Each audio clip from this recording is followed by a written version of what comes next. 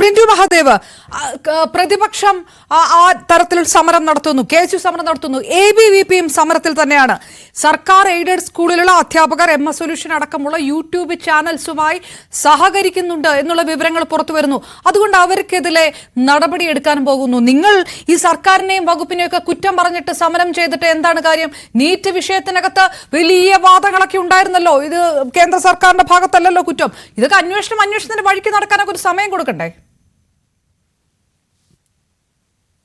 അല്ല, ഇതിനെ സംബന്ധിച്ചിടത്തോളം ഇതിന്റെ ടൈറ്റിലിനകത്ത് കൃത്യമായി പറയുന്നുണ്ടല്ലോ, കള്ളൻ കപ്പലിൽ തന്നെ മാത്രമല്ല, കപ്പലിന് കാവലിരിക്കുന്ന വിദ്യാഭ്യാസ മന്ത്രിയാണ് കേരളം ഭരിക്കുന്നത്. കൃത്യമായിട്ട് നമുക്കറിയാം. ഇത് 24 മണിക്കൂർ കൊണ്ട് ഇത് ആരാണ് നടത്തിയതെന്ന് അന്വേഷിച്ച് കണ്ടെത്താനുള്ള സമയം മാത്രമേ വിദ്യാഭ്യാസ വകുപ്പിനും ഇവിടുത്തെ പോലീസ് സംവിധാനത്തിനും ഉള്ളൂ. കാരണം നമ്മളെ സംബന്ധിച്ചിടത്തോളം ഈ ഇടതുപക്ഷ സർക്കാർ അധികാരത്തിൽ വന്നതിന് ശേഷം പൊതുവിദ്യാഭ്യാസത്തെ തകർക്കാനുള്ള ആസൂത്രിതമായിട്ടുള്ള ശ്രമവുമായിട്ടാണ് മുന്നോട്ട് സർക്കാർ പോകുന്നത്. ഇതിനകത്ത് കൃത്യമായിട്ട് കള്ളൻ കപ്പലിൽ തന്നെ ഉണ്ട് എന്ന് പറയാനുള്ള കാരണം 1ാം ക്ലാസ് മുതൽ 7ാം ക്ലാസ് വരെയുള്ള ചോദ്യപേപ്പർ തയ്യാറാക്കുന്നത് SSK ആണ്. സ്വാഭാവികമായിട്ട് SSKക്ക് അകത്ത് വരുന്ന അധ്യാപകർ ആരാണെന്ന് കൃത്യമായിട്ട് നമുക്കറിയാം. രണ്ടാമത് 7ാം ക്ലാസ് മുതൽ +2 വരെയുള്ള ചോദ്യപേപ്പറുകൾ തയ്യാറാക്കുന്ന SCERT ആണ്. SCERT അകത്ത് കൃത്യമായിട്ട് ഏത് തരത്തിലുള്ള അധ്യാപകരാണ് അതിനകത്ത് ചുമതലയിൽ വരികയും അതിനകത്ത് അക്കാദമിക് ഫാക്കൽറ്റി ആയിട്ട് ഉണ്ടാവുന്ന കേരളത്തിലെ എല്ലാവർക്കും പകൽ പോലെ നമുക്കറിയുന്ന ഒരു കാര്യമാണ്. അപ്പൊ സ്വാഭാവികമായിട്ട് നമുക്ക് ഇതിനകത്ത് കൃത്യമായിട്ട് ഇടതുപക്ഷ സംഘടനയിൽപ്പെട്ട ആളുകളാണ് ഈ ചോദ്യപേപ്പർ ചോർത്തിയിട്ടുള്ളത്. അതുകൊണ്ടാണല്ലോ ശിവൻകുട്ടിക്ക് തുടക്കത്തിൽ കണ്ട ജാഗ്രതയോ അല്ലെങ്കിൽ നേരിട്ട് പൊതുവിദ്യാഭ്യാസ സെക്രട്ടറി നേരിട്ട് DGPയെ കാണുന്നു, 24 മണിക്കൂറിനകം പ്രതികളെ ഞങ്ങൾ അറസ്റ്റ് ചെയ്തിട്ട് വലിയ വീമ്പിളക്കി. പക്ഷെ ഇപ്പൊ എന്തുകൊണ്ടാണ് 1 മാസത്തിനകം ഞങ്ങൾ അന്വേഷിച്ച് കണ്ടെത്തും, ഇതൊരു രഹസ്യാത്മകമായ സ്വഭാവം വേണമെന്നൊക്കെ പറയാനുള്ള കാരണം കള്ളന്മാരെ കൃത്യമായിട്ട് വിദ്യാഭ്യാസ വകുപ്പിന് അറിയാം. ഇടതുപക്ഷ സംഘടനയിൽപ്പെട്ട ആളുകളും ഇവിടുത്തെ കോർപ്പറേറ്റ് വിദ്യാഭ്യാസ മേഖലയിൽ കോർപ്പറേറ്റ് മൂലധനം ഇറക്കിയിട്ടുള്ള ഒരു സ്വകാര്യ ട്യൂഷൻ ഏജൻസികളുണ്ട്. അവരുള്ള അവിശുദ്ധ സഖ്യത്തിന്റെ ഭാഗമായിട്ടാണ് കേരളത്തിലെ പൊതുവിദ്യാലയങ്ങളിലെ ചോദ്യപേപ്പർ ചോർക്കുന്നത്. ഇത് പാദവാർഷിക പരീക്ഷയിൽ ഉണ്ടായിരുന്നു. അന്ന് ഇതുമായി ബന്ധപ്പെട്ട് ഒരു അന്വേഷണവും നടത്തിയില്ല. ഇപ്പൊ ക്രിസ്മസ് പരീക്ഷയുടെയും ചോദ്യപേപ്പർ +1ന്റെയും അതോടൊപ്പം 10ാം ക്ലാസ്സിലെയും ചോദ്യപേപ്പർ ഇവിടെ ചോരുന്നു. സ്വാഭാവികമായിട്ട് ഇത് കണ്ടെത്തേണ്ട വിദ്യാഭ്യാസ മന്ത്രി മൗനത്തിലാണ്. അദ്ദേഹം കൃത്യമായി ജാഗ്രത കാണിക്കുന്നില്ല. അദ്ദേഹത്തിന് അറിയാം ഇത് കൃത്യമായിട്ട് ഈ ഇടതുപക്ഷ സംഘടനകളും ഇടതുപക്ഷ ഫാക്കൽറ്റികളും ഇവിടുത്തെ കോർപ്പറേറ്റുകളുമായിട്ടുള്ള പ്രത്യേകിച്ച് മൂലധന ഏജൻസികൾ ഇവിടെ കേരളത്തിൽ വ്യാപകമായിട്ട് ട്യൂഷൻ മേഖലയിൽ പ്രത്യേകിച്ച് സമരങ്ങൾ തുടങ്ങിയിട്ടുണ്ട്. ഇപ്പൊ സൈലം ആയിക്കോട്ടെ, MS സൊല്യൂഷൻ ആയിക്കോട്ടെ, ഇങ്ങനെയുള്ള വൻകിട കമ്പനികളുമായിട്ടുള്ള ഇടതുപക്ഷ പ്രസ്ഥാനങ്ങൾ അധ്യാപകരുടെ അവിശുദ്ധ ബന്ധമാണ്. ആ അവിശുദ്ധ ബന്ധത്തിന് കൂടുതൽ നിൽക്കുന്ന വിദ്യാഭ്യാസ മന്ത്രിയാണ്. നമുക്കറിയാമല്ലോ, ഇപ്പോൾ നമ്മൾ ഈ സംസ്ഥാന കലോത്സവങ്ങൾ നോക്കുക. സംസ്ഥാന കലോത്സവങ്ങളുടെ സ്പോൺസർ ആയിട്ട് വരുന്നത് ആരാണ്? ഒരു കാലഘട്ടത്തിൽ നമ്മളിങ്ങനെ സ്പോൺസർഷിപ്പ് കണ്ടിരുന്നില്ല.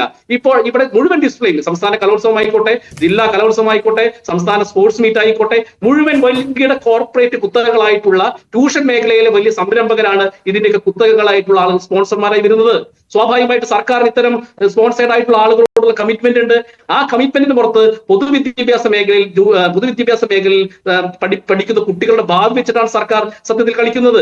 അതുകൊണ്ട് തന്നെ പൊതുവിദ്യാഭ്യാസം തകർക്കാനും വേണ്ടിയുള്ള ആസൂത്രിതമായിട്ടുള്ള ശ്രമവുമായിട്ടാണ് ഈ സർക്കാർ മുന്നോട്ട് പോകുന്നത്. കാരണം കേരളത്തിന്റെ പൊതുവിദ്യാഭ്യാസ മേഖലയെ തകർക്കുക എന്നുള്ള സർക്കാരിന് ആസൂത്രിതമായിട്ട് ഒരു അജണ്ടയുണ്ട്. ആ അജണ്ടയുടെ ഭാഗമായിട്ടാണ് ഇത് പലതരത്തിലുള്ള നയങ്ങളും അവർ ചെയ്യുന്നത്. സ്വാഭാവികമായിട്ട് അതുകൊണ്ട് തന്നെയാണ് നമുക്കറിയാം ഇപ്പൊ വിദ്യാഭ്യാസ മന്ത്രിയെ കുറ്റം എന്ന് പറയുന്നില്ല. കേരളത്തിലെ ഒരു വിദ്യാഭ്യാസ മേഖലയെ കൈകാര്യം ചെയ്യാൻ ആണോ കേരളത്തിനുള്ളത്? അത് പൊതുസമൂഹം പലതവണ ചർച്ച ചെയ്തതാണ്. എന്തുകൊണ്ടാണ് ഇടതുപക്ഷത്തെ പ്രസ്ഥാനങ്ങൾ ഇത്തരത്തിലുള്ള ആളെ വിദ്യാഭ്യാസ മന്ത്രി വെക്കാനുള്ള കാരണം? അത് പൊതു താല്പര്യമാണ്. അത് കുത്തകളുമായിട്ട് കൃത്യമായിട്ട് ഇടപെടൽ നടത്തിക്കൊണ്ട് ഇവിടുത്തെ പൊതുവിദ്യാഭ്യാസത്തെ തകർക്കാൻ വേണ്ടിയുള്ള ആസൂത്രിത ശ്രമം നടത്തിക്കൊണ്ടിരിക്കുകയാണ് സർക്കാർ. ആ സർക്കാരിന് ചൂട്ടുപിടിക്കുകയാണ് വിദ്യാഭ്യാസ മന്ത്രി. അതുകൊണ്ട് വിദ്യാഭ്യാസ മന്ത്രി ഇതിനകത്ത് കൃത്യമായിട്ട് യാതൊരു തരത്തിലുള്ള നടപടികളുമായിട്ട് മുന്നോട്ട് പോകുന്നു ഞങ്ങൾക്ക് കരുതുന്നില്ല. കാരണം ഇതിൽ കൃത്യമായ ഒരു അജണ്ടയുണ്ട്. കാരണം കേരളത്തിലെ പൊതുവിദ്യാഭ്യാസം ആഫ്റ്റർ കോവിഡിന് ശേഷം പൊതുവിദ്യാഭ്യാസ മേഖലയിൽ വിദ്യാർത്ഥികളുടെ എണ്ണം ക്രമാനുഗതമായി കൂടുന്നുണ്ട്. ആ കൂടുന്നത് ഇവിടുത്തെ CBSE, ICSE പോലെയുള്ള വിദ്യാലയങ്ങൾക്ക് ഒരു പ്രശ്നമാണ്. അപ്പൊ സ്വാഭാവികമായിട്ട് പൊതുവിദ്യാലയത്തിന്റെ നന്മകളെ തകർക്കുക എന്നുള്ളത് ഒരു അജണ്ടയാണ്. അപ്പൊ ഇത്തരത്തിലുള്ള MS സൊല്യൂഷൻ പോലെയുള്ള സ്ഥാപനങ്ങൾക്കും മാധ്യമങ്ങൾക്കും ഇവിടുത്തെ കച്ചവട മുതലാളിമാർക്കും വേണ്ടിയിട്ട് പൊതുവിദ്യാഭ്യാസത്തെ കച്ചവട ചരക്കാക്കുകയാണ് ഇടതുപക്ഷവും അവിടുത്തെ പ്രസ്ഥാനങ്ങളും ചെയ്യുന്നത്. അതിന്റെ തിക്തഫലമായിട്ടാണ് ഇന്ന് വിദ്യാഭ്യാസ സമൂഹം ഒരുപക്ഷെ നമുക്കറിയാമല്ലോ ഈ കേരളത്തിന്റെ പൊതുവിദ്യാഭ്യാസത്തെ തകർക്കാൻ തുടങ്ങിയ ഇടതുപക്ഷമാണ്. അത്